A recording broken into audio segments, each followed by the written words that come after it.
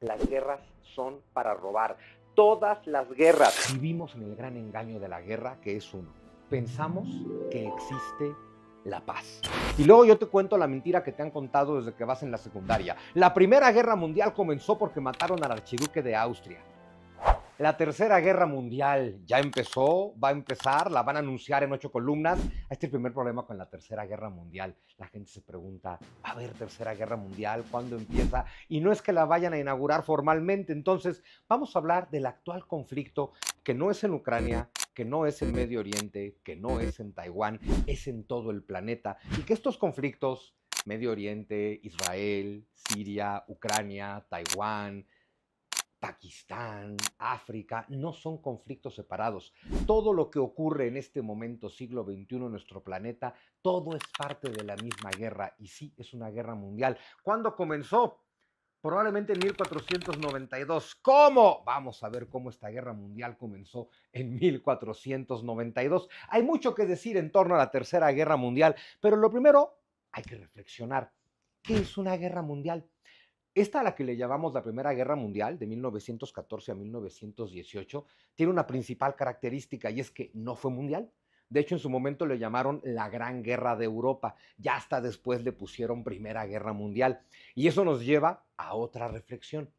Hay que recordar que a todas las guerras, como a todos los eventos históricos, les ponen nombre los historiadores después. Y cuando tú le pones el nombre a un acontecimiento histórico, determinas lo que la gente va a pensar de ese acontecimiento histórico. Ejemplo, tal vez tú no sabes nada de la historia de Inglaterra, pero si yo te hablo de la Revolución Gloriosa, pues tiene que ser algo muy chingón. Fue la Revolución Gloriosa, el nombre lo dice. En cambio, si yo te digo la Decena Trágica, eso tuvo que haber estado de la patada, es trágica. Y la verdad es que en ambos casos fueron golpes de Estado para quitar al poder legítimo. ¿Por qué uno es glorioso y por qué otro es trágico? Bueno, porque la historia está llena de política. ¿Qué pasa con las guerras? Tú y yo, los ciudadanos de a pie, la gente común y corriente, vivimos en el gran engaño de la guerra, que es uno. Pensamos que existe la paz. Lo que vamos a entender hoy es que no hay tal cosa como la paz. La paz es cuando a los poderosos, a ver, siempre hay guerra porque un hombre con poder siempre quiere más poder, los poderosos siempre están en guerra, siempre se están repartiendo el mundo, los recursos, los territorios, los mercados, las rutas comerciales, todo. Y hay dos formas de guerra, a veces es armada y a veces no. Eso es todo lo que pasa, pero claro, si yo le pongo un acontecimiento, Primera Guerra Mundial, y te digo que fue de 1914 a 1918, pues parece que esa guerra está ahí contenida y separada de los demás. Y luego yo te cuento la mentira que te han contado desde que vas en la secundaria. La Primera Guerra Mundial comenzó porque mataron al archiduque de Austria. Luego decimos que estudiamos historia para aprender del pasado y no cometer errores y no repetir errores. Es absurdo. La Primera Guerra Mundial empezó porque todos los países europeos llevaban 30 años esperando una guerra porque se querían repartir las colonias en el planeta. Pero a ti te dicen que empezó porque un serbio mató en Bosnia al archiduque de Austria. Y luego ya nunca reflexionas cosas como un serbio mató en Bosnia al archiduque de Austria. En consecuencia, Inglaterra, Francia y Rusia le declararon la guerra a Alemania. ¿Qué tiene que ver? Nada. Un serbio mató en Bosnia al archiduque de Austria. En consecuencia, desapareció el Imperio Otomano. ¿Qué tiene que ver? Nada.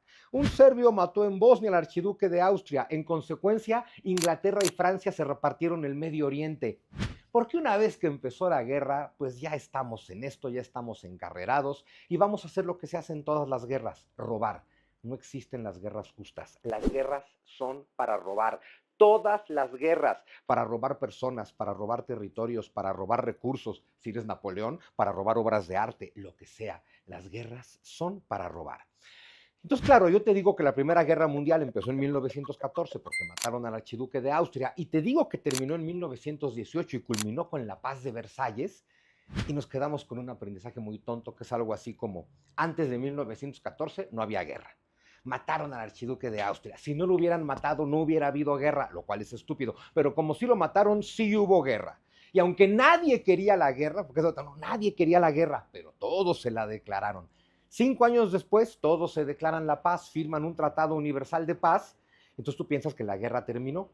Y luego cuando te hablo de una Segunda Guerra Mundial, te digo que empezó en el 39 porque Hitler invadió Polonia y tú piensas que esa guerra no tiene nada que ver con la primera. Y tiene todo que ver. Porque después de la Primera Guerra Mundial, como de todas las guerras, se hace un reparto del mundo con el que los poderosos que ganaron están de acuerdo y los poderosos que perdieron no. Y en eso, a lo que tú y yo le llamamos paz, los poderosos se rearman, se reorganizan y se vuelven a romper la madre para volver a intercambiar territorios. Entonces, la Primera Guerra Mundial no fue en el mundo, fue en Europa y se pelearon europeos. ¿Por qué le decimos mundial? Bueno, porque lo que se peleaban era el reparto de todo el planeta. ¿Qué es una guerra mundial en ese sentido? Pues una guerra donde el objetivo es repartirse el mundo. ¿Fueron mundiales las dos guerras mundiales? La primera no. La segunda sí. La segunda en realidad es la continuación de la primera. ¿Hubo guerras mundiales antes? Porque de pronto nos hablan de Primera y Segunda Guerra Mundial, pero las guerras napoleónicas fueron más mundiales que la Primera Guerra Mundial. En las guerras napoleónicas todos en Europa se rompieron la madre durante 15 años. Por ahí existe una guerra de los 7 años entre Francia e Inglaterra y aliados y se acabaron peleando en todo el planeta. Por ahí hay una guerra de los 30 años en el siglo XVII y se pelearon todos contra todos por el dominio de las colonias y de Europa. Es decir, que decirle guerras mundiales a las guerras mundiales es un poco una farsa. O no decirle guerras mundiales a todas las demás guerras es un poco una farsa. A ver, hay guerra mundial desde que existe la posibilidad de controlar el mundo, o dicho de otra forma, los grandes poderosos de la historia, desde siempre, desde el principio de la civilización, han querido conquistar el mundo. Lo que ha cambiado es el tamaño del mundo. Ejemplo, siglo V antes de Cristo, Ciro el Grande, rey de Persia, rey del mundo y rey de los 4 rincones de la tierra, conquistó todo el mundo, que empezaba en China y terminaba en el Mediterráneo. Pero eso era todo el mundo, y conquistó todo el mundo que era conquistable en aquella época. Alejandro Magno conquistó todo el mundo que era posible de ser conquistado en aquella época. Y esto pasa en todas las épocas. Los grandes poderosos siempre quieren conquistar todo el mundo. Lo único que va cambiando es el tamaño del mundo. Desde el inicio de la civilización, los poderosos siempre han luchado por conquistar lo que en su momento es el mundo.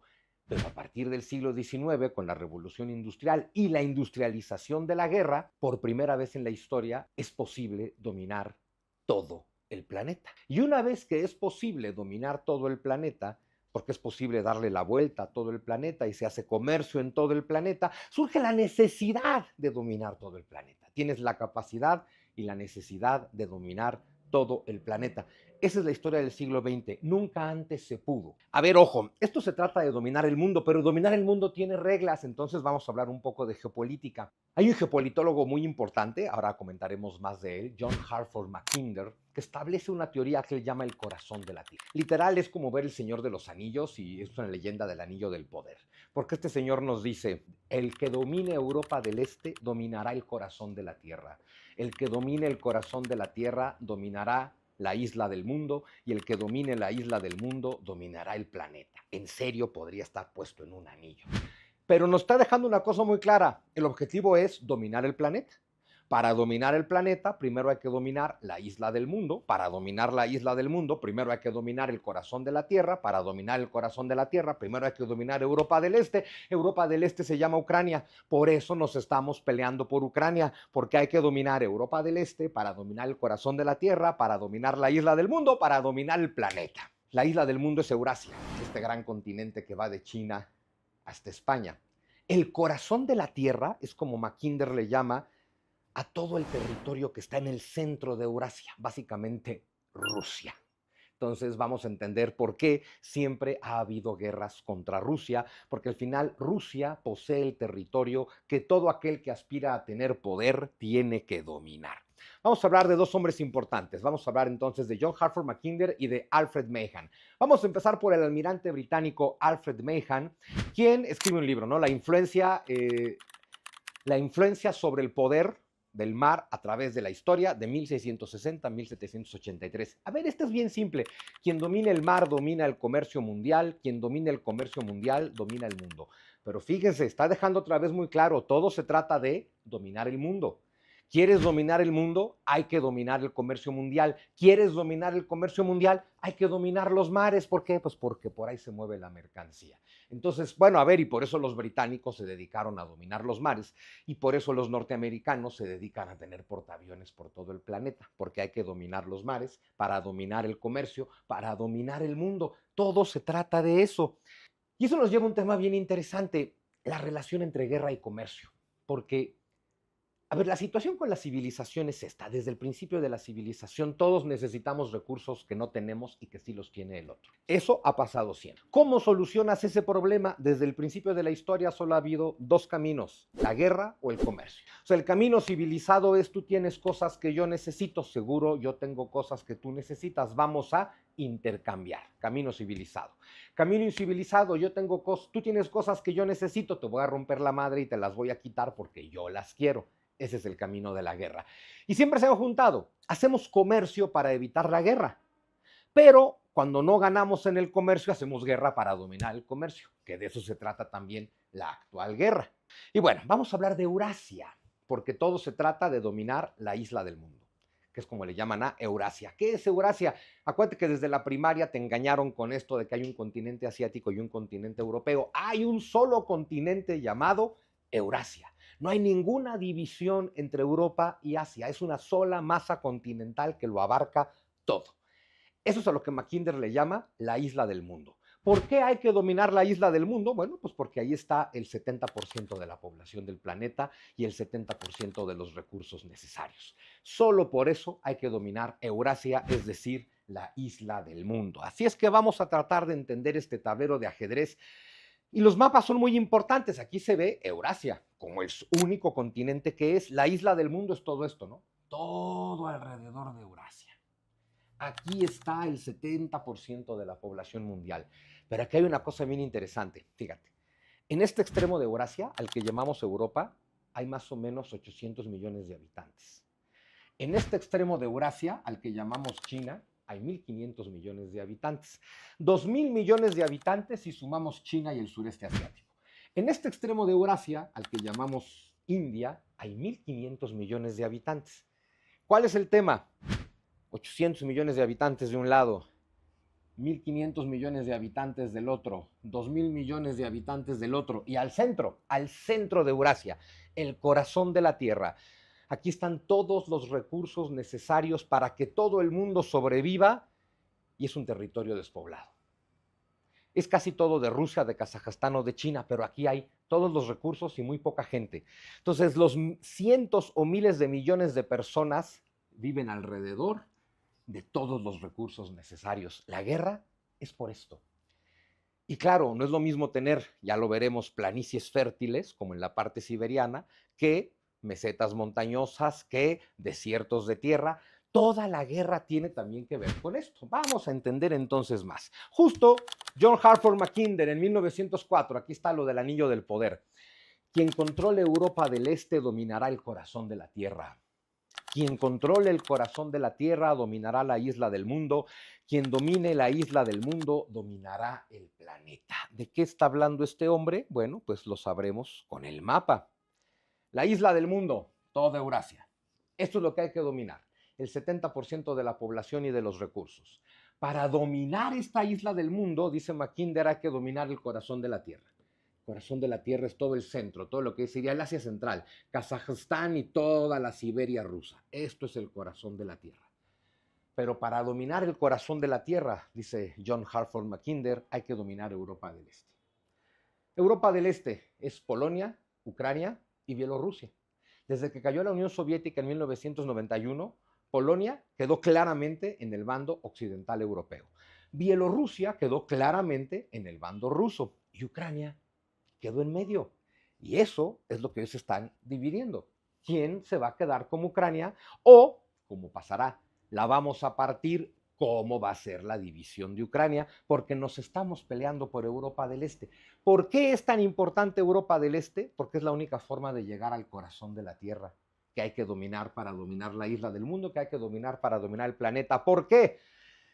Pues fíjate, por acá arriba el Polo Norte, imposible llegar por allá. congelado, congelado todo esto hasta acá. Aquí tienes China, imposible. Aquí tienes el Himalaya y la meseta del Tíbet, imposible. La meseta de Irán, imposible. La cordillera del Cáucaso, imposible. Obstáculos geográficos. ¿Qué tienes acá? La gran llanura europea. Una planicie sin montañas, con ríos cada vez menos caudalosos, plano, plano, plano, plano, que se va haciendo cada vez más ancho. Y por Europa del Este tienes un frente de 2000 kilómetros para entrar a Rusia. Todas las invasiones que ha tenido Rusia en su historia han sido justo por ahí. Por eso es lo que Rusia piensa que tiene que proteger. En el siglo XIX, los politólogos de aquella época le llamaban, esta es la zona, lo que está en el círculo rojo, esta es la zona, el centro de Eurasia, le llamaban la zona del gran juego. ¿Por qué? Bueno, porque potencias como Francia, Inglaterra y Rusia, que en Europa son aliadas y se llevan bien, acá se están rompiendo la madre. Y entonces tienen que ver cómo le hacen para pelearse acá y llevarse bien acá. Pelearse acá mientras no se declaran la guerra porque de este lado del mundo hacen comercio. Pero claro, es que en el siglo XIX Rusia llega al Asia Central, pues por su propio territorio, pero recuerda que la India es de los británicos, que también llegan acá desde su imperio, que es la India, y se están peleando desde entonces por Afganistán. ¿Por qué es tan importante Afganistán? Pues porque es justo otra entrada a este corazón de la tierra. En el siglo XIX le llamaban la zona del gran juego, para que veas cómo siempre han tenido claro que eso es lo que hay que dominar. En el siglo XX, en Estados Unidos, le llaman de manera muy pragmática la zona prioritaria del alto mando norteamericano. Es decir, lo que en el Pentágono saben que sí o sí tienen que dominar. Asia Central. ¿Por qué? Porque aquí están los recursos y porque por aquí se mueve el comercio. Esta península árabe, que todavía hoy hay que darle la vuelta porque sacas petróleo y recursos de aquí y hay que darle la vuelta, hay que salir por el estrecho de Hormuz, dar la vuelta por el mar Arábico, entrar por el estrecho de Bab el-Mandeb y entrar por el canal de Suez. Todas las guerras de este lado del mundo son básicamente por eso. Esta es la gran llanura europea. Tienes todo lo que es, cada vez que tienes montañas, si tú tienes que defender tu territorio, tú eres Rusia. Y dices, ¿cómo defiendo Rusia cuando tienes esta gran planicie? Porque donde tienes montañas y ríos, te ayudas. Entonces, claro, aquí tienes, fíjate cómo es Europa, ¿no? Toda la zona sur es montañosa. Los Pirineos, que se convierten en el macizo central de Francia, y en los Vosgos y en la selva negra alemana, que se convierte en los Alpes, que se convierte en los Balcanes, que se convierte en los Cárpatos. Por aquí es prácticamente imposible invadir algo. Uy, pero por acá, por el norte de Francia, por los Países Bajos, aquí hay 100 kilómetros de anchura, y conforme vas avanzando por esta planicie se va haciendo cada vez más ancha. Para cuando llegas a la frontera, la actual frontera rusa, hay que defender 2000 kilómetros de llanura. Eso es imposible. Y entonces es cuando entiendes, mi seguridad nacional depende, si eres Rusia, de llegar a los Cárpatos. Porque aquí tienes una gran cordillera montañosa que te detiene al enemigo. A los Cárpatos y al río Vístula. Los rusos, desde el siglo XVII, siempre han pretendido que el imperio ruso termina aquí, el río Vístula, que atraviesa Polonia a la mitad, y los Cárpatos. Los Romanov lo lograron, el imperio ruso llegaba hasta acá. Y luego a lo largo del siglo XX, pues Rusia fue perdiendo ese territorio por el que sigue siendo la actual guerra. Vamos a pensar en Europa del Este en torno a 1700, aquí está. ¿Dónde está Ucrania? Ubique usted Ucrania en el mapa, no existe Ucrania en el siglo XVIII. Tienes el imperio ruso, tienes el reino polaco-lituano, tienes a los Habsburgo austriacos y tienes el imperio otomano. Si aquí preguntáramos quién domina Europa del Este, pues está difícil. Los Habsburgo es un imperio débil, los otomanos también, Rusia está muy lejos, Polonia en su mejor momento histórico es probablemente quien domina Europa del Este. Y sin embargo, entre los prusianos, los austriacos y los rusos destruyeron Polonia, y para el siglo XVIII ya no hay Polonia. Digo, para el siglo XIX, para 1800, otra vez, ubique usted Ucrania en el mapa, no existe, prácticamente es Rusia. Rusia, que en el siglo XVIII conquistó todo lo que hoy es Ucrania y la península de Crimea, que se la conquista el Imperio Otomano. ¿Quién domina Europa del Este? Ya no hay Polonia, pero tenemos tres grandes poderosos: Prusia, el Imperio Austriaco y Rusia, y evidentemente se están peleando por el dominio de Europa del Este. Después de las guerras napoleónicas gana Rusia, porque es Rusia quien se come gran parte de Polonia y crece hasta meterse en Alemania. En este momento Rusia, 1815, tiene Finlandia, Estonia, Letonia, Lituania, Polonia. a la pregunta ¿quién domina Europa del Este? La respuesta es muy clara. Rusia, que domina Europa del Este y domina el corazón de la Tierra. Y esta Rusia existió así hasta llegar a la Primera Guerra Mundial. Justo en la Primera Guerra Mundial, en este momento ya es muy clara esta máxima geopolítica, todo se trata de dominar Europa del Este, pero toda Europa del Este le pertenece a Rusia, toda Europa del Este, todo el corazón de la Tierra y gran parte de la isla del mundo le pertenece a Rusia, pero Rusia murió en la guerra, hay que recordar eso, Rusia entró a la Primera Guerra Mundial y no salió, el imperio cayó, hay guerra civil cuando termina, y fíjate, este es un mapa de 1914, ahí está Europa del Este, ¿quién domina Europa del Este? Pues Rusia. 5 años después, cuando termina la Guerra Mundial, ya no hay Rusia, están haciendo la Unión Soviética y ahora hay Finlandia, Estonia, Letonia, Lituania, Polonia, Checoslovaquia, Hungría, Rumania. La gran pregunta aquí es, ¿quién domina Europa del Este? Rusia ya no, Rusia fue replegada hacia el oriente, además Rusia ya no existe, el Imperio Otomano ya no existe, el Imperio Austrohúngaro ya no existe, el Imperio Alemán ya no existe. ¿Quién acabó con todos esos imperios? Inglaterra. ¿Quién domina Europa del Este? No la Unión Soviética y no ningún país recién nacido, Finlandia, Estonia, Letonia, Lituania, nadie domina Europa del Este. Bueno, sí, siempre alguien domina. ¿Quién? Inglaterra. ¿Por qué? Porque Inglaterra es el país que inventó Finlandia, Estonia, Letonia, Lituania, Polonia, Checoslovaquia, Hungría y Rumania. Y es quien puso a sus monarcas y a sus gobiernos y quien controla su economía y su política. Punto para Inglaterra en la guerra por Europa del Este. En fin, la Unión Soviética, eso sí, no dominarán Europa del Este, pero dominan el corazón de la Tierra. Todo lo que fue Imperio Ruso ahora es Unión Soviética, Kazajstán, Uzbekistán, Turkmenistán, Kazajistán, Estonia, Letonia, Bielorrusia, todo absolutamente. Dominan Europa del Este y el corazón de la Tierra. Luego viene la Segunda Guerra Mundial y en la Segunda Guerra Mundial los soviéticos derrotan a los nazis. Los soviéticos derrotan a los nazis, 1000 planas de eso. Los soviéticos derrotan a los nazis. Los gringos nunca derrotaron a los nazis. Los soviéticos derrotaron a los nazis. Bueno, y entonces Stalin cumplió el sueño de cualquier zar Romanov. La Unión Soviética abarca todo lo que fue Imperio Ruso, excepto Finlandia, pero bueno, Estonia, Letonia, Lituania, Bielorrusia, Ucrania, Moldavia, Georgia, Azerbaiyán y Armenia, junto con Rusia, son repúblicas de la Unión Soviética. Ojo, la Unión Soviética era un conjunto de 15 países. Rusia es uno de esos 15 países, pero también están Estonia, Letonia, Lituania, Bielorrusia, Ucrania y todo el Imperio Ruso. Pero luego en la Segunda Guerra Mundial Stalin conquistó Europa del Este hasta llegar a Europa Central y entonces surge el bloque comunista. Alemania Oriental, Polonia, Checoslovaquia, Hungría, Rumania, Bulgaria, países títeres de Moscú. Entonces tienes una Rusia que llega hasta los Cárpatos, aquí en Moldavia, y al Vístula, aquí en Polonia, y además tiene un bloque comunista de colchón. Llega prácticamente hasta Alemania. Y esto fue la Unión Soviética entre el 49 y el 89. Pero en el 89 cae el muro de Berlín, luego se reunifica Alemania, cae el bloque comunista, en el 91 cae la Unión Soviética. Y este es el drama. Vladimir Putin se la pasa diciendo que la caída de la Unión Soviética es la tragedia geopolítica más grave del siglo XX. Y tiene razón. Cae el imperio que domina Europa del Este y la isla del mundo, y cuando cae un imperio, aquellos que lo hicieron caer van como buitres tras la carroña a repartirse el cadáver imperial, y eso significa guerra. Pero si tú ves cómo era el dominio ruso hasta el 89 y ves lo que pierde entre el 89 y el 91, es que es tremendo. O sea, pierden 200 años de avance histórico. Y eso es lo que quieren recuperar, ni hablar. Y claro, cae la Unión Soviética y todos estos países conformaban la Unión Soviética. Estonia, Letonia, Lituania, Bielorrusia, Ucrania, Moldavia, Georgia, Armenia, Azerbaiyán y en el Asia Central, Kazajstán, Uzbekistán, Turkmenistán, Kirguistán, Tayikistán y Rusia. Si no son parte de Rusia, todos ellos junto a Rusia son parte de la Unión Soviética.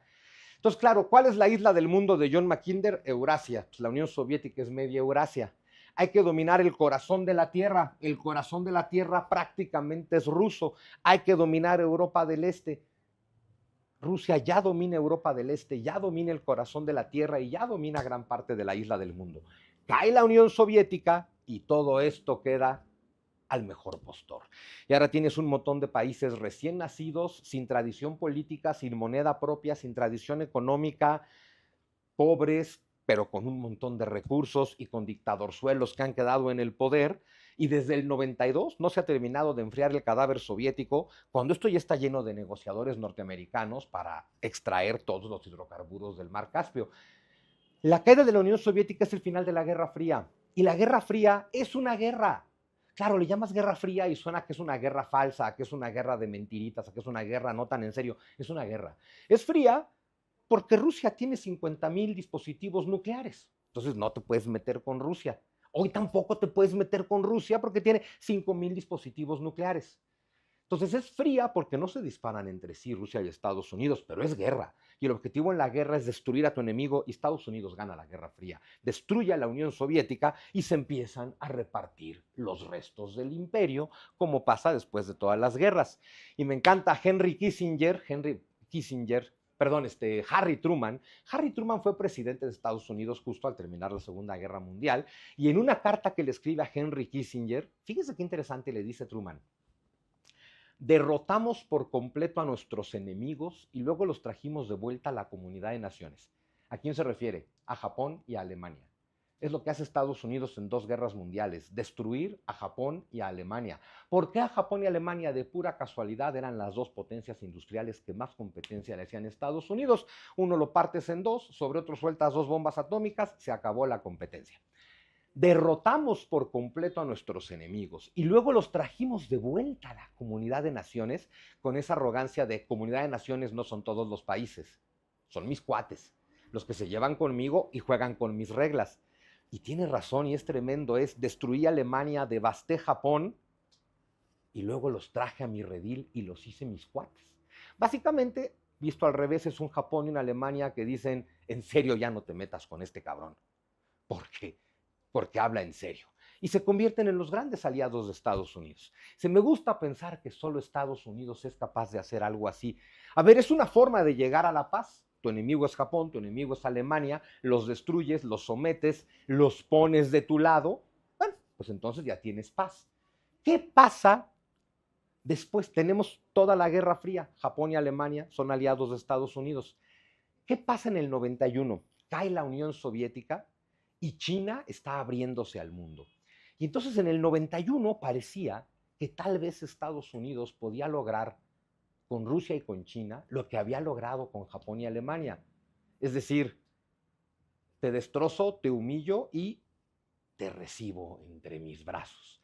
En la década de los 90 parecía que podía hacer eso con Rusia. Boris Yeltsin, que estaba muy ocupado destruyendo Rusia y vendiéndolo todo, estaba muy allegado a los gringos. En la China de Deng Xiaoping, pues también estaba muy allegada a los gringos, pero luego, pues China y Rusia finalmente decidieron no ser como Japón y Alemania. Ojo, todo se trata de dominar Eurasia, lo hemos platicado mucho. Si tú eres China o Rusia, ya estás en Eurasia, ya estás en el corazón de la Tierra. Todo lo que tienes que hacer es cuidar lo que ya tienes. Pero ¿qué pasa si tú eres una potencia que aspira a dominar el mundo, como Estados Unidos, y ni siquiera vives en Eurasia, sino que vives en tu propia isla, que es América? Lo primero que tienes que hacer es salir de tu isla, lo siguiente que tienes que hacer es llegar a Eurasia por sus periferias, por sus costas. Aquí está Alemania y aquí está Japón. Es decir, tienes, bueno, Inglaterra, el gran socio de Estados Unidos, y Alemania. Desde aquí controlas Europa y desde Japón controlas la parte asiática. Y luego si vemos todas las demás guerras, ya las veremos, pues son en el Medio Oriente, en el norte de África, en Irán, en la periferia. Todo se trata de dominar Eurasia. Y entonces justo vamos a ver cómo es esta guerra por imponer el orden mundial. Y vamos a concentrarnos en Estados Unidos. Ojo, el único país que después de crecer empezó a anexar, anexar y anexar y anexar territorio y luego empezó a conquistar, conquistar y conquistar países. El único que ha soltado 2 bombas nucleares sobre población civil inocente y el único que siempre te cuenta la historia en la que todos los demás son los malos. Entonces, vamos a hacer este brevísimo repaso de Estados Unidos. Nació como país en 1783, que es cuando Inglaterra reconoce la independencia de sus colonias, y nace únicamente de la costa del Atlántico al Mississippi. Compra Florida, compra Luisiana en 1803. Jefferson le compra Luisiana a Napoleón y Estados Unidos triplica su tamaño. Luego le compran Florida a España y tiene un poquito más. Luego se anexan Texas en 1845, pues ya crecen un poquito más. Luego viene la guerra contra México, donde le roban la mitad del territorio al país, 1848, y Estados Unidos ya llega de costa a costa con su política del destino manifiesto, que básicamente dice: nosotros, los blancos anglosajones protestantes, somos el nuevo pueblo elegido de Dios. América es la tierra prometida y nuestra misión es conquistar el mundo. En 1867 invaden Hawái, que era un reino independiente, conquistan Hawái, se anexan Hawái y le compran Alaska a Cuba. Le compran Alaska a Rusia. En 1898, en Cuba, los gringos se inventan un atentado terrorista, explota un barco norteamericano, le echan la culpa a los españoles, le declaran la guerra a España y le quitan Cuba, Puerto Rico, las Islas Guam y las Filipinas. Es decir, que para cuando termine el siglo XIX, Estados Unidos pasó de ser una franjita en el Atlántico a ser un país que llega hasta Hawái. Es decir, no solamente de costa a costa, sino que ya está conquistando el Océano Pacífico y hasta Filipinas, está prácticamente ya en la costa con China. Y así empieza el siglo XX con un Estados Unidos que ya domina el Pacífico y ya está llegando a Asia, y en el siglo XX dicen: bueno, romperemos nuestra tradición de neutralidad, eran neutrales hasta ese momento, y de aislamiento, que también lo eran, y se meten a las dos guerras mundiales y determinan quién las gana, y con ello determinan el orden mundial. Y bueno, determinan en gran medida el orden mundial, y entonces viene la Guerra Fría, después de la Guerra Mundial hasta 1989, cuando, insisto, pues logran que Rusia pierda todo este territorio. ¿Y qué pasa? Ay Dios, una vez que cae la Unión Soviética, es decir, cae el imperio, padrísimo, ¿cómo nos vamos a repartir el territorio? Vamos a hacer una lista rapidísima de conflictos después de la caída soviética. Tienen una sola cosa en común todos los que te voy a mencionar: Estados Unidos está detrás de todos. La primera guerra del Golfo en 1991, todavía no termina de caer la Unión Soviética, pero Estados Unidos ya engañó a su aliado Saddam Hussein. Saddam Hussein llegó al poder en Irak en 1979 con apoyo gringo, después de 10 años de ser vicepresidente. Bueno, pues lo engatusan para que se meta a Kuwait, y luego se escandalizan porque invadió Kuwait, le declaran la guerra. ¿Qué hace Estados Unidos? Meterse al Medio Oriente, un territorio que hay que dominar para dominar el corazón de la Tierra. Entre el 92 y el 94, en todo esto que era Unión Soviética, alrededor del mar Caspio, Kazajstán, Uzbekistán, Turkmenistán, Georgia, Azerbaiyán y Armenia, llegan los negociadores gringos para extraer todos los hidrocarburos que antes eran soviéticos, ahora son de países recién nacidos en el mar Caspio. Esto no es guerra, estos son acuerdos, lo demás sí son guerras. 1994, primera guerra de Chechenia en territorio ruso. De pronto en Chechenia, Rusia, en el Cáucaso, los chechenos dicen: me quiero independizar porque no soy ruso, soy checheno. ¿Quién patrocina el separatismo checheno? Estados Unidos. ¿Para qué? Para hacerle una guerra a Rusia en el Cáucaso, porque se trata de desmantelar Rusia. Luego se nos olvidan las guerras de Yugoslavia, el otro gran país comunista, pues que también empieza a caer en el 89. Y bueno, 10 años gobernado por Slobodan Milosevic, que empieza a hacer una matanza étnica, pero esto me encanta. Como Milosevic está haciendo matanzas étnicas en su propio país, entonces vamos a bombardearlo. Porque entonces la OTAN, ¿qué hace? Bombardear Yugoslavia, destruyen Yugoslavia, generan 15 años de guerra en Yugoslavia, la dividen en 7 países, y claro, uno que pudo haber sido un país poderoso se convierte en un montón de países débiles. Y aquí uno muy importante: Kosovo. Kosovo era parte de Serbia. En Kosovo surge un movimiento separatista, los gringos lo apoyan, se declaran independientes de Serbia. Serbia no lo acepta, Rusia no lo acepta, China no lo acepta, España no lo acepta, pero Estados Unidos lo acepta y Kosovo es independiente. Oye, ¿y eso qué tiene que ver? Bueno, tiempos después Crimea se declara independiente. Ucrania no lo acepta, Rusia sí lo acepta, Estados Unidos no lo acepta, y a todo el mundo le parece terrible. Los rusos se metieron en Crimea. Bueno, pues los gringos se metieron en Kosovo. El presidente de Kosovo es un terrorista buscado en toda Europa, pero está puesto ahí por Estados Unidos.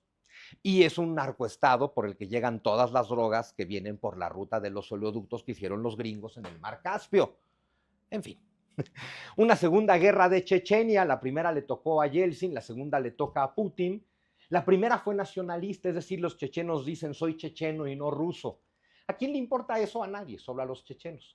En la segunda guerra de Chechenia, los mismos se levantaron en armas, pero el argumento era soy musulmán. Queremos una república islámica. ¿A quién le importa eso? A todos los musulmanes. Y esta guerra duró 10 años. ¿Quién patrocina? Salman bin Sultán de Arabia Saudita. ¿De dónde saca el dinero? De Saudi Aramco. ¿Qué es Saudi Aramco? La empresa petrolera de Arabia Saudita de capital gringo. ¿Quién patrocina entonces? Estados Unidos. ¿Quién va a ser? Luego, por supuesto que no se nos olvide, 1999, primera expansión de la OTAN, este ejército creado por Estados Unidos en 1949, que claro, llegaba hasta Alemania Oriental. Después de que cae la Unión Soviética y se reunifica Alemania, en el Tratado de Moscú es donde se le asegura a Rusia que la OTAN no se va a ir hacia el este. Pero en el 99 le entran Polonia, Chequia y Hungría. Entonces, ¡pum!, la OTAN se acerca un poquito a Rusia. Luego viene el 11 de septiembre, no vamos a debatir aquí del 11 de septiembre, pero los talibán, que fueron puestos por Estados Unidos en 1995, son derrocados por Estados Unidos en el 2001. ¿Por qué? Porque atentado terrorista, caen las Torres Gemelas y Estados Unidos, sin pruebas, dice Osama Bin Laden. Sin pruebas, dice, ese pelado se esconde en Afganistán, le declaran la guerra a Afganistán, lo invaden y lo destruyen, porque el país más poderoso del mundo contra el país más pobre del mundo, eso no es una guerra, es una masacre, derrocan a los talibán, organizan elecciones democráticas y ponen como presidente títere a un tal Hamid Karzai, un afgano que vive en Estados Unidos, que resulta ser vicepresidente de la compañía petrolera que va a recibir las concesiones petroleras de Afganistán, de pura casualidad. En fin, caen los talibán y entonces Estados Unidos se mete a Afganistán y organiza que la OTAN se meta a Afganistán. Y luego nos dice, y Saddam Hussein apoyó a los talibán. Y ya no te cuentan, oye, pero los talibanes son fanáticos religiosos radicales y Saddam Hussein es prácticamente ateo, es un radical socialista nacionalista y se odian entre sí. Claro, pero eso no lo sabes tú, eso no lo sabe la gente, eso no lo sabe el público. A la gente vamos a decirle que son cuates y que entonces nos tenemos que volver a meter en Irak. Y entonces se meten a Irak.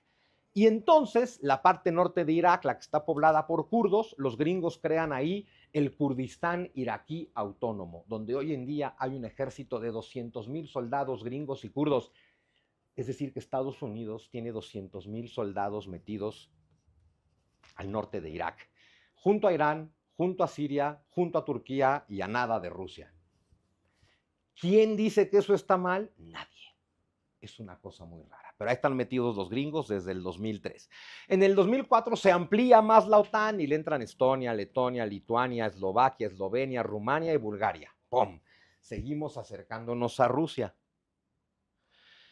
Aquí queda muy claro, ¿no? Mapa de la izquierda, pues cómo está la OTAN hasta 1990, llega hasta Alemania, y Grecia y Turquía. 20 años después, estamos acercando a Rusia.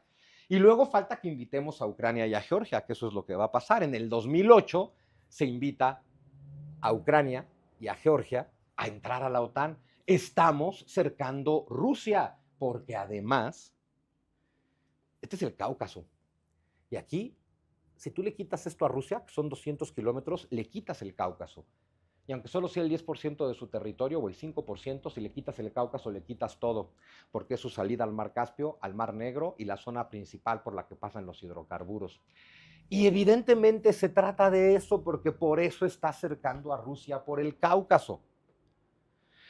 Cabe señalar que tanto en Georgia como en Ucrania había gobiernos prorrusos, hubo golpes de Estado patrocinados por Occidente, tomaron el poder gobiernos prooccidentales y llegaron las invitaciones a la OTAN. Sospechoso, diría yo. Mismo 2008, George Bush se encargó de patrocinar una guerra en la que Georgia, ex república soviética, ataca tropas rusas el 7 de agosto del 2008, y el 8 de agosto, mientras todos estábamos viendo las Olimpiadas de Beijing, la inauguración, los rusos invadieron Georgia. Nadie nos dijo que los georgianos atacaron Rusia. Sí nos dijeron que Rusia invadió Georgia, noticia de 8 columnas, pinches rusos.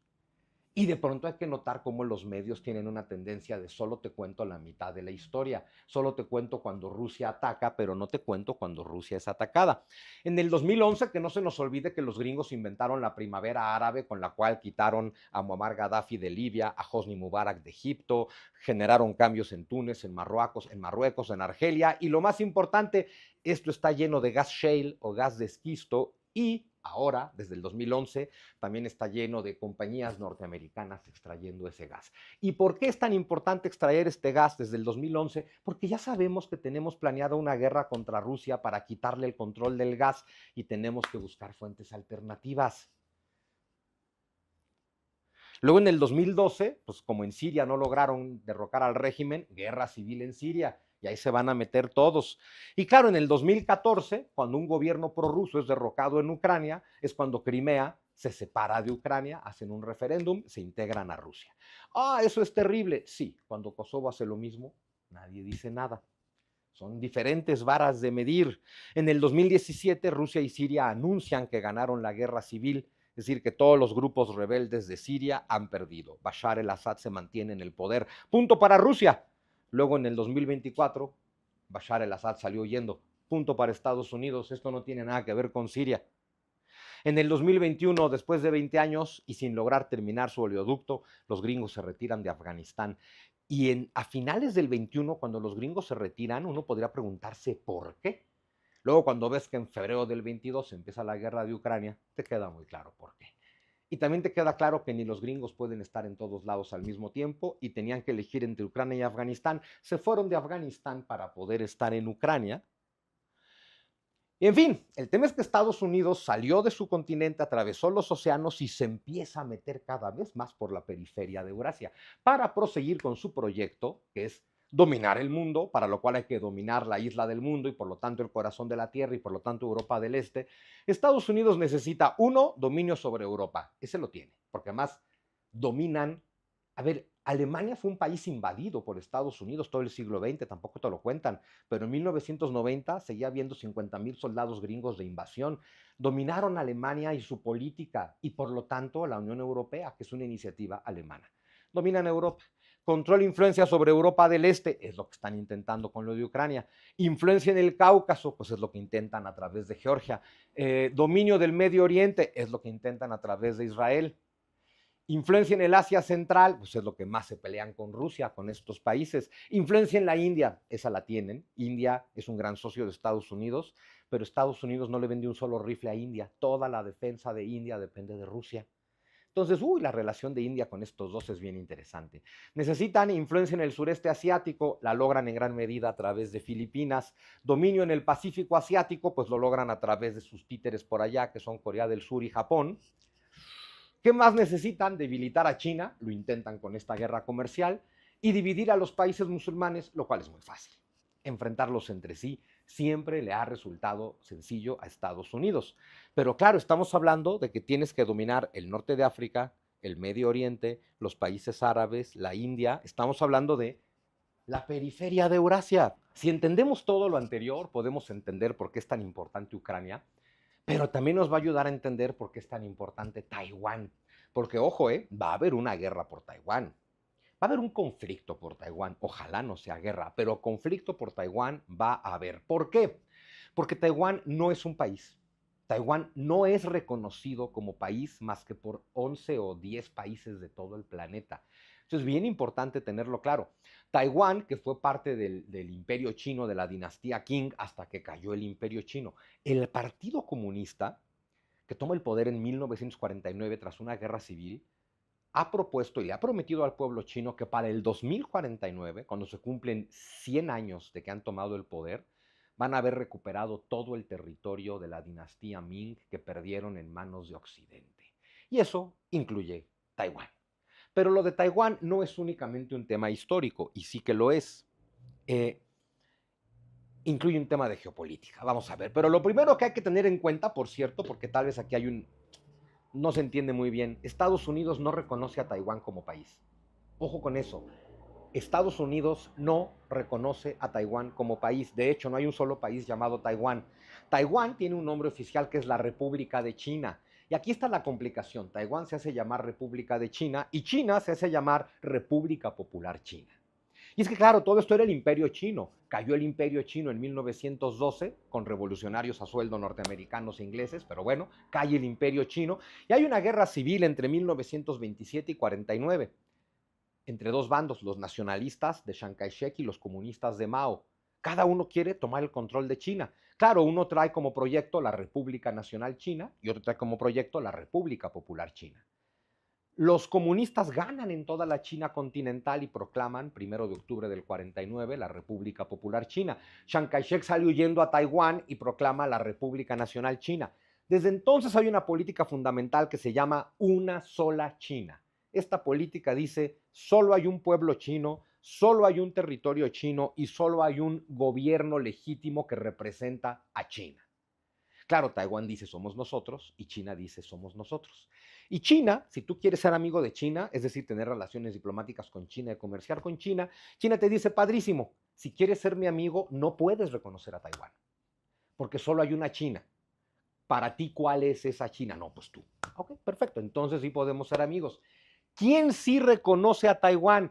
San Cristóbal y Nieves, San Vicente, Honduras, Paraguay, Tuvalu, o sea, 11 países del Caribe y del Pacífico asiático. ¿Y por qué son tan poquitos? Bueno, porque China hace toda una campaña porque los reconozcas a ellos y te conviene más llevarte con ellos que con Taiwán en términos generales. Un día llega China y te dice, oye, mira, traigo 10,000 millones aquí en mi bolsa porque quiero que hagamos una presa y un tren. Ah, padrísimo. Tú dices, sí quiero. Ah, no, pero tú reconoces a Taiwán. No, pues no se va a poder. Dices, no, espérate, sí quiero tu dinero. ¿Qué tengo que hacer? Desconoce a Taiwán. Desconocemos a Taiwán.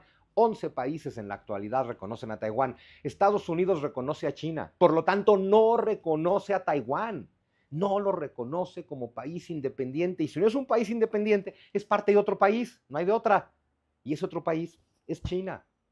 Claro, esa es justo la discusión, ¿no? Hay 25 millones de taiwaneses que dirían que yo estoy equivocado, que ellos son otra cosa. Claro, ellos ya no quieren ser parte de China. China lo va a recuperar y vamos a ver por qué. Pero bueno, primero es que China quiere recuperar todo lo que fue el imperio de la dinastía Ming, con lo cual, ojo, toda Mongolia, para China, Mongolia no existe. Kirguistán, pues que les cuento, es decir, China tiene problemas con muchos países, vamos a ver, pero bueno. Entonces, fíjate nada más recordando a los gringos, ¿no? Cómo desde el siglo XIX toda su costa, que es enorme, o sea, casi le quitan su costa a Canadá, y por estas islas aletuáneas, que son la prolongación de Alaska, pues ve hasta dónde llegan, más Hawái, más todas sus islas del Pacífico, más las Filipinas, más Japón, más Corea. Estados Unidos llega hasta acá, está enfrente de China. Aquí está Taiwán. Douglas MacArthur lo definió en la década de los 50. Fíjate cómo definió Taiwán: un portaaviones gigante e insumergible frente a la costa del enemigo. Una vez que Estados Unidos define así a Taiwán, pues si tú eres China, te tienes que quedar con Taiwán, porque no puedes permitir tener ahí a un portaaviones gigante e indestructible de tu enemigo. Pero no es solamente eso. Vamos a hablar de un poquito de todos los reclamos que tiene China, pero bueno, vamos a hablar de la recuperación de Taiwán. Es un plan que el Partido Comunista Chino tiene para el 2025.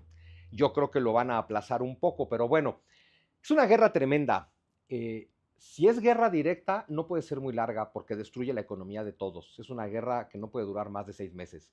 Es mucho más probable que Occidente se vaya por el camino de querer sancionar a China en lugar de pelearse con China. Sancionar a China quiebra a todo aquel que sancione a China, con lo cual esto es muy complicado.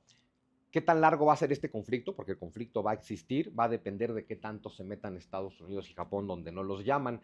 La otra opción que tienen es deja que China se meta a Taiwán porque tal vez es una ratonera, porque es invadir un país que no tiene cómo defenderse de ti, pero que tiene 25 millones de pobladores que te van a ser hostiles. Y eso no es nada fácil. Pero ¿por qué la necedad en recuperar Taiwán? Fíjate qué interesante. Uno podría pensar que China tiene una gran salida al mar, y sí que la tiene toda esta costa, ¿no? El mar de Bohai, que es este de aquí, y por acá está Beijing, bueno. Pero tienes que salir al mar y tienes que, otra vez geopolítica, asegurar tu navegación, y tu potencial enemigo, Estados Unidos, tiene que asegurar que pueda estrangular tu navegación.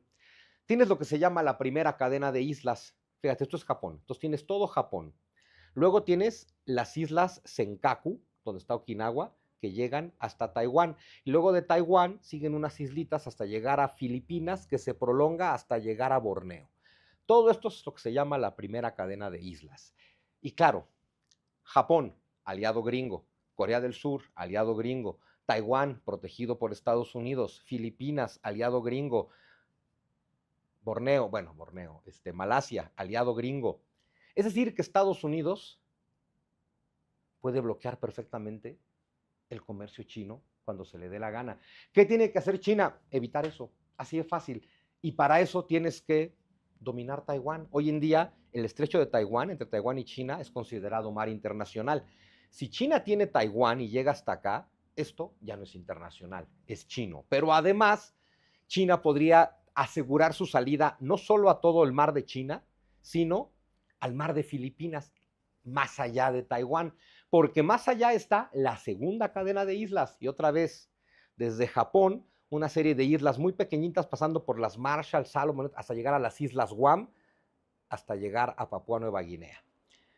Ahí que hay bases militares norteamericanas. Entonces, ¿qué tienes? Gringos en la primera cadena de islas, gringos en la segunda cadena de islas, y más allá, los estados de Micronesia, que son aliados de China, pero que están separados de China por dos cadenas de islas controladas por Estados Unidos. ¿Qué tiene que hacer China? Evitar eso. Porque una vez que China sale por acá y llega a Taiwán, garantiza su navegación por el mar de Filipinas. Y luego China llega aquí, a lo que se llama el mar de China Meridional. Aquí tiene conflicto con Vietnam, con Filipinas, con Malasia, con Brunei Darussalam, porque todos reclaman un pedacito del mar de China y China dice que todo es de ellos. Y entonces hay una serie de islas por acá, todas ellas ya dominadas por China, porque China tiene que asegurar su navegación hasta acá, porque ojo, tienes toda esta salida al mar, pero tienes a los gringos acá. Y luego la única salida del sureste asiático es el estrecho de Malaca, 16 kilómetros de ancho. Geopolítica, si quieres estrangular al enemigo, ¿qué hay que hacer? Cortarlo acá. ¿Qué está haciendo China? Dos cosas. Un pacto con Tailandia para hacer un canal aquí, y entonces poder atravesar por su propio canal sin tener que recurrir a Malaca, y un acuerdo con Myanmar o Birmania, este país de acá, para hacer una vía férrea, para por tren salir por Myanmar directo al Océano Índico. Todo esto para garantizar su comercio, porque al final las guerras son comerciales y eso pues hay que tenerlo muy claro. Este es el mar de China Meridional del que hablamos, ¿no? Entonces, claro, China quiere todas estas islas, ¿no? Las islas Spratly, todas estas islas de acá, las islas Paracelso, estas de acá. Si esto es de China y esto es de China, pues entonces todo este mar es de China y China sigue asegurando su salida al mar. Entonces China tiene y tendrá y va a haber conflicto por Taiwán por esto mismo. El conflicto por el mar meridional de China o el mar del sur de China, pues por esto mismo de dominar el comercio. Pero además, agreguen cosas bien interesantes. China tiene problemas fronterizos con India, con Nepal y con Bután por el Tíbet. Son problemas fronterizos pequeños, son los que más está dispuesto a negociar China. A ver, Nepal y Bután, lo que China les diga, pues, ellos van a decir que sí. La India se pone más pesada, eso lo van a acabar negociando, pero el problema que tiene China es con Mongolia. A Mongolia no le reclaman un pedazo de territorio, a Mongolia le reclaman su existencia misma. Para China, Mongolia no existe. Mongolia fue parte del imperio chino desde la dinastía Yuan en el siglo XIII y era parte de China en el siglo XIX. Entonces China dice, Mongolia, que además tiene 4 millones de habitantes. China tiene 1.500 millones, Mongolia tiene 4 millones. El 90% viven en la capital Ulan Bator y dependen por completo de China y Rusia. Entonces, no le tomen mucho cariño a Mongolia porque no va a existir durante mucho más tiempo. Y el peor problema que tiene China hoy en día, pero por eso van a dejar esta guerra hasta el final, es con Rusia. Porque en el siglo XVIII el imperio ruso también conquistó parte de la Manchuria china, todo esto de acá. Esto yo creo que también es algo en lo que China está dispuesto a ceder, porque les conviene llevarse bien con Rusia, pero no van a ceder a Taiwán y no van a ceder a ninguno de sus reclamos en el mar de China Meridional. Y todo esto para entender y terminar con toda esta disertación. Tal vez te has dado cuenta de que desde que terminó el COVID hay como que una desglobalización. Luego uno hasta sospecha, ¿y no habrán hecho el COVID para eso? Porque claro, la globalización, esta gran interdependencia mundial de comercio, fue el gran proyecto de la década de los 80 y los 90. Fue lo que acabó con la Unión Soviética, fue lo que se estableció tras la queda soviética. Funcionó durante un tiempo, todo funciona durante un tiempo y luego deja de funcionar. Una apuesta era una interdependencia de tal tamaño que evitara las guerras. Eso ya vimos que es imposible. Y de alguna forma esta globalización total le quita mucho control a los poderosos. Y entonces lo que estamos viviendo es un proceso de desglobalización, es decir, retraer esta globalización. Claro, no podemos volver a encerrarnos en países porque ningún país es autosuficiente y entonces nos vamos a encerrar en bloques regionales que van a interactuar y comerciar entre sí. Todos los conflictos de hoy básicamente es ver cómo van a quedar esos bloques, ver qué poderoso se va a quedar con quién, ver sobre qué cosa tiene influencia China, sobre cuál Rusia y sobre cuál Estados Unidos. Eso es básicamente lo que está ocurriendo, un mundo tripolar, Rusia, China y Estados Unidos armando sus bloques en este proceso de desglobalización.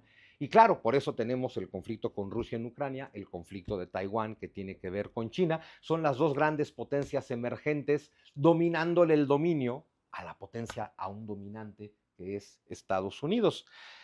Al final, la guerra es por el mundo, por eso es una guerra mundial. Por lo tanto, es una guerra por Eurasia. Es lo primero que hay que dominar, Eurasia, para lo cual hay que dominar el corazón de la Tierra, que es Rusia y China, para lo cual hay que dominar Europa del Este. ¿Cuáles son los bandos? Muy simple, el occidente colectivo, Estados Unidos, Europa, hay que ver aquí cómo lo maneja Trump, Estados Unidos, Europa, Australia y Japón, que son el gran occidente colectivo, luchan por el dominio de Eurasia contra las grandes potencias eurasiáticas, Rusia y China, que además se llevan bien. ¿Qué quiere Trump coqueteándole a Rusia? Pues que Rusia y China no se lleven tan bien. De pronto es inteligente, ¿eh? Tengo dos enemigos poderosísimos, no mames, no los hagas cuates. De hecho, haz todo lo posible para que no sean cuates, como llevándote tú con uno de ellos. Entonces, Estados Unidos luchando por ese dominio contra China y Rusia. Luego tenemos países muy interesantes o regiones muy interesantes, la periferia de Eurasia, el norte de África, el mundo islámico, la India y el sureste asiático son los comodines. Ellos van a definir muchísimo el poder de los contendientes porque ellos son los que van a decidir si se unen a Estados Unidos, a Rusia o a China. Y eso va a ser importantísimo. El norte de África tiene gas y es una entrada a Eurasia. El Medio Oriente es el puente del mundo.